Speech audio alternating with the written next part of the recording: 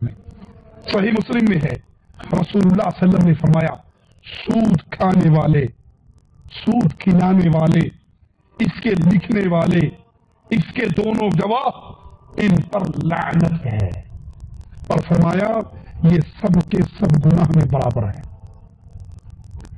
سود کھانے والا، سود لینے والا، سود دینے والا، سود کا لکھنے والا، سود کا گواہ بننے والا، ان سب پر اللہ کی لعنت ہے، اور گناہ کے اندر یہ سب برابر ہیں۔ وہ بینک جو سود پہ چلتے ہیں، جو اس سود کے نظام کو سہارا دے کر کھڑے ہیں، اس حدیث کی روشنی میں بینک کا مینیجر، بینک کا کیشیئر، بینک کا کلرک، بینک کا گن مین، یہ سارے کے سارے اس سود کے گناہ کے اندر برابر کے شریک ہیں۔ یہاں پہ سوال پیدا ہوتا ہے، کوئی کہنے والا کہہ سکتا ہے مولوی صاحب ہم تو اپنی محنت کا پھل لیتے ہیں۔ بینک کا کیشیئر محنت کرتا ہے، اس کا پھل لیتا ہے، بینک کا مینیجر محنت کرتا ہے، اس کا پھل لیتا ہے، بینک کا کلرک اپنا کام کرتا ہے اور اس کی پگار لیتا ہے، گن مین کام کرتا ہے اور پگار لیتا ہے۔ ان کا کیا قصور ہے؟ یہ تو سود نہیں کھاتے، یہ تو ڈیوٹی کر کے پیسے لے رہے ہیں۔ ان کا قصور یہ ہے تعاونوا علی البر والتقوی ولا تعاونوا علی الاثم والعدوان، نیکی کے کام میں ایک دوسرے کا ساتھ دو، برائی کے کام میں ساتھ نہ دو۔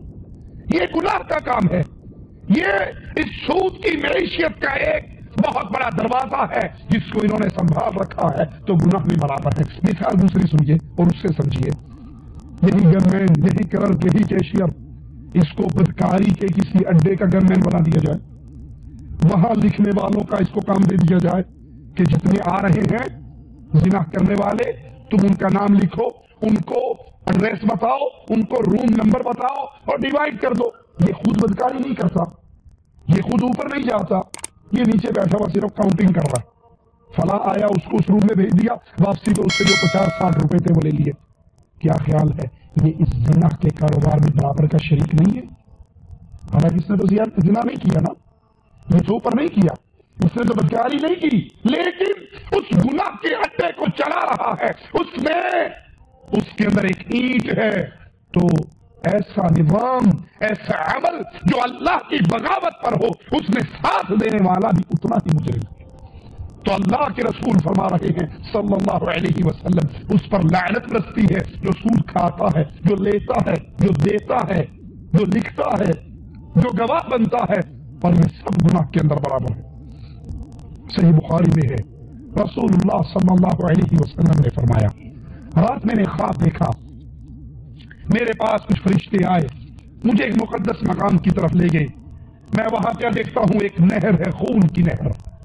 ایک شخص اس خون کی نہر میں غوطہ زن ہے، اس خون کی نہر میں ہے، اور چاہتا ہے وہ اس سے باہر نکلے، اور جب باہر کنارے کی طرف آتا ہے تو دوسرا شخص جس کے پاس پتھر ہے وہ پتھر اٹھا کر اس کے منہ پہ مارتا ہے، اور یہ واپس اس نہر کے اندر پھر جا کر گرتا۔ میں فرشتوں سے پوچھتا ہوں یہ کیا ماجرا ہے؟